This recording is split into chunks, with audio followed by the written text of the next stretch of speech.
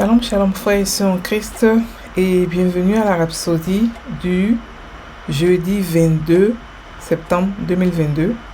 Rhapsodie écrite par le pasteur Chris Oyakilome et la lecture vous est offerte par les vérités de l'évangile. Le thème d'aujourd'hui est « Il voit votre cœur » et le verset de Jérémie 17, verset 10, la version Messenger, qui dit « Mais moi, Dieu, je sonde le cœur et j'examine la pensée. Je pénètre au cœur de l'humain. J'arrive à la racine des choses. Je les traite tels qu'ils sont en réalité, pas comme ils prétendent être. » Alléluia. Le pasteur Christ dit « Il y a des exemples remarquables dans les Écritures qui nous aident à comprendre que le Seigneur teste effectivement le cœur des hommes. Considérez l'histoire de David. Comment Dieu l'a choisi de la maison d'Isaïe et aussi le rejet très significatif de son frère Eliab. De son apparence extérieure, Eliab était tout ce que vous voudriez voir dans un chef. Le moment où il est apparu, et Samuel le prophète l'a vu et a dit, certainement, loin de l'Éternel est ici devant lui. 1 Samuel 7, verset 6. Toutefois, la Bible dit que « Et l'Éternel a dit à Samuel, ne prends point garde à son apparence et à la hauteur de sa taille, car je l'ai rejeté. » L'homme regarde à ce qui frappe les yeux, mais l'Éternel regarde au cœur. Et c'est 1 Samuel 16, verset 17. Remarquez les mots choisis par le Seigneur. Il n'a pas dit « Non pas Eliab, car je ne l'ai pas choisi ». S'il avait dit cela, signifierait qu'Eliab n'a même pas été pris en considération. Mais le Seigneur a dit « Je l'ai rejeté ».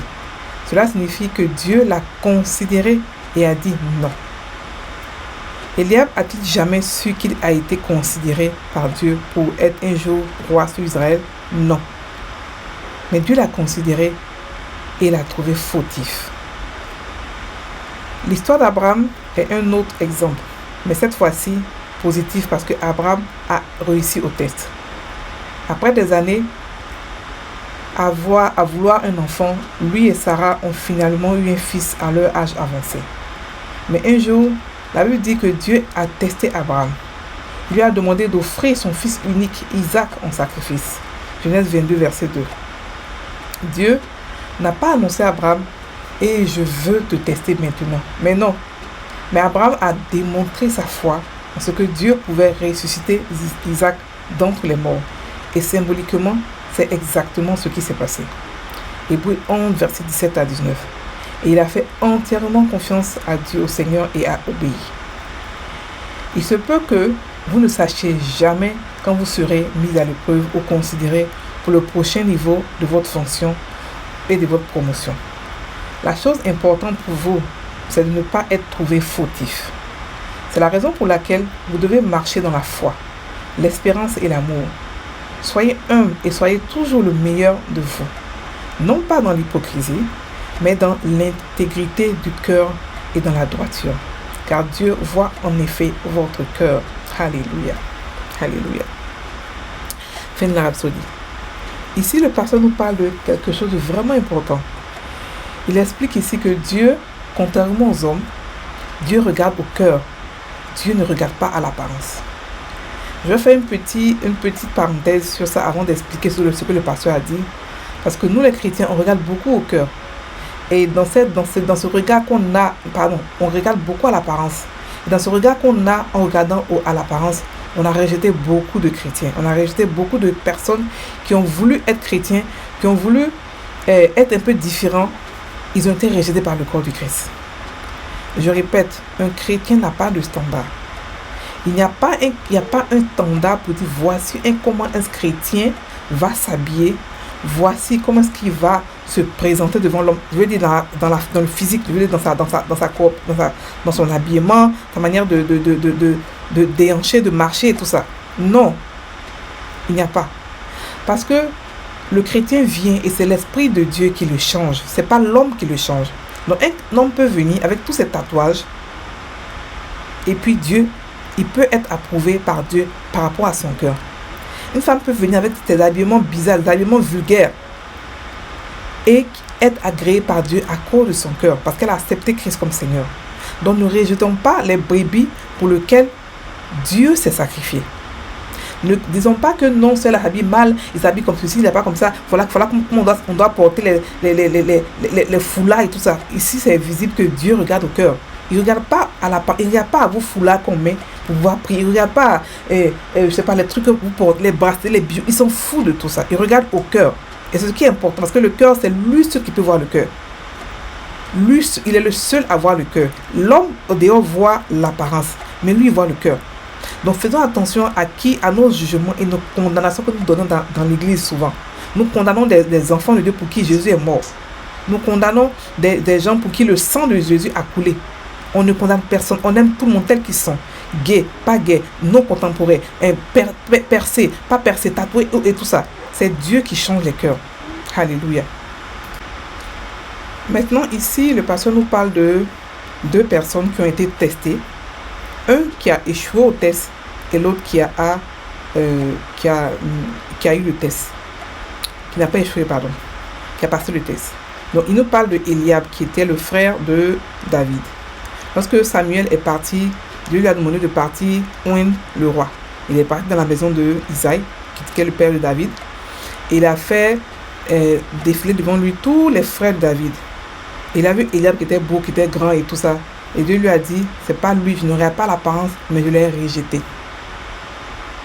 Je l'ai rejeté car moi je regarde au Dieu, au cœur, mais vous regardez aux hommes, au cœur, à l'apparence, pardon. Donc ici, le pasteur explique que Dieu n'a pas dit, oh non, ce n'est pas lui. Il a dit, je l'ai rejeté. Ça veut dire qu'il avait déjà considéré. Ça veut dire qu'il avait été considéré, il a été testé, il a été rejeté. Combien d'entre nous aujourd'hui n'ont pas su les tests, n'ont pas passé ou réussi les tests que Dieu nous a donnés et on a été rejeté par Dieu sans nous en rendre compte. Quel dommage d'avoir été considéré par Dieu et rejeté. Ça va encore plus mal dans le sens que nous ne savons pas. Quand quelqu'un ne sait pas qu'il est considéré par Dieu pour un test, pour un poste ou pour une autorité, mais que son comportement ou le test que Dieu a mis devant lui l'a rendu impropre au test, à la promotion. Et imaginez un peu ce que ça peut faire. Et il nous parle aussi de Abraham, qui a eu le même test, qui cherchait des enfants depuis longtemps, qui a eu le même test, à qui Dieu a donné un enfant, mais qui a eu confiance en Dieu et qui a passé le test avec brillance. Et avec cela, à cause de cela, il a été promu un autre rang. Il lui a donné une autre autorité, une autre récompense. Alléluia. Donc Dieu nous donne des tests. La plupart des tests que nous avons sont les tests de l'amour. Oui, parce que tout ce qui est hors de l'amour, c'est ce qui est péché. Pour pouvoir tester, pour pouvoir checker un test, vérifier plutôt un péché, c'est tout ce qui n'est pas motivé par amour est péché. Donc, dans la vie de tous les jours, nous avons des tests de l'amour. Des tests de tous les jours. Le pardon, le fait de pardonner quelqu'un, c'est un test qu'on a passé. Le fait d'obéir à la parole de Dieu, c'est un test qu'on a passé. Le fait d'avoir la foi, de rester dans la foi, c'est un test qu'on a passé. On passe des tests tous les jours. Et le meilleur moyen de ne pas échouer un test, c'est avoir une intimité avec Dieu et de marcher dans l'amour. Alléluia. Tout à l'heure, j'ai parlé de comment est-ce que l'homme regarde aux apparences et à cause de cela, disqualifie beaucoup de personnes. Ce sont des tests que beaucoup de personnes, beaucoup de gens échouent sans s'en rendre compte. Parce que le test de l'amour est un test qui nous fait partir de leader en leader. Il nous fait monter de gloire en gloire. Si vous disqualifiez des gens à cause de leur apparence, Dieu ne peut pas vous mettre leader. C'est impossible. Dieu ne peut pas vous donner des responsabilités grandes parce que vous allez blesser des gens. Donc, si vous êtes déjà responsable, sachez que si vous ne changez pas, si vous ne mettez pas l'amour dans votre cœur, vous ne consciemment pas faites grandir votre amour. Le leader où vous êtes là actuellement, là où vous êtes l'autorité, vous êtes là, c'est là que vous allez rester pendant longtemps. Vous n'allez pas évoluer parce que vous n'avez pas marché dans l'amour. Vous n'avez pas passé le test avec succès. Le test que Dieu nous fait passer tous les jours, c'est le test de l'amour. Et le test de l'amour commence depuis qu'on est petit. C'est pas forcément qu'on est chrétien, mais depuis qu'on est petit, on a tous eu des choses, des blessures, des choses qu'on a eues, qui nous ont marqué, qui nous ont formés, qui nous ont forgés, qu'on doit oublier, qu'on doit pardonner. Parce que ne pas pardonner, c'est comme si vous buvez un poison et vous croyez que quelqu'un d'autre va devoir en souffrir. C'est très dangereux, surtout pour un chrétien, parce que le pardon et l'amour fait partie des conditions pour que nous puissions rester dans notre santé divine. Alléluia. Donc nous devons pardonner, nous devons aimer. Nous devons aussi comprendre que Dieu nous teste tous les jours. Il n'a pas forcément besoin de nous dire que ma fille ou mon fils, je te teste. Non, il n'a pas besoin de nous dire ça. Il le fait tous les jours. Pas parce qu'il est méchant, mais parce qu'il veut la crème de la crème pour sa mission. Il veut ceux sur qui il peut compter pour sa mission. Sa mission est tellement grande, sa mission est tellement vaste, et il veut des gens qui sont réellement dévoués. Pas des gens qui font ça pour pouvoir lui plaire, ou pas des gens qui font ça pour avoir d'autres gains. Non, il veut des gens qui le font par amour pour lui. C'est pour cela que comme il est amour, tout ce qu'il fait est motivé par l'amour. Il veut que nous, ses enfants aussi, on soit motivés par l'amour. Frères et sœurs en Christ, l'amour que nous avons dans notre cœur, lorsque nous sommes devenus chrétiens, Dieu nous a mis en nous une mesure de l'amour qu'on doit faire grandir consciemment. L'amour est un choix. L'amour, c'est pas comme si c'est plus fort que vous, vous ne pouvez pas faire autrement que de haïr la personne. Non, c'est faux. Haïr est facile et aimer aussi est très facile. Il suffit de choisir d'aimer.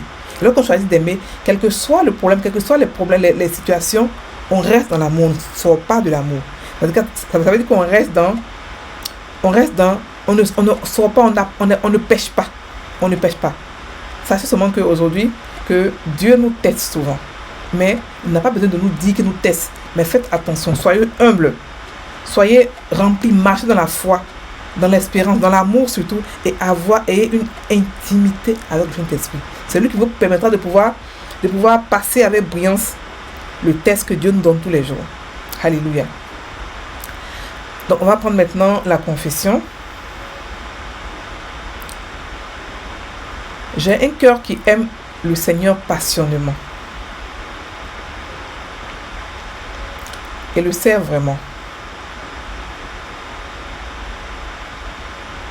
Mon désir, ô Seigneur, est de te plaire toujours.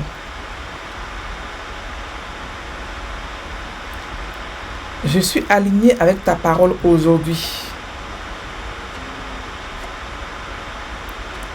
Pour connaître et marcher dans ta volonté parfaite en toutes choses. De sorte que ma vie t'apporte la gloire.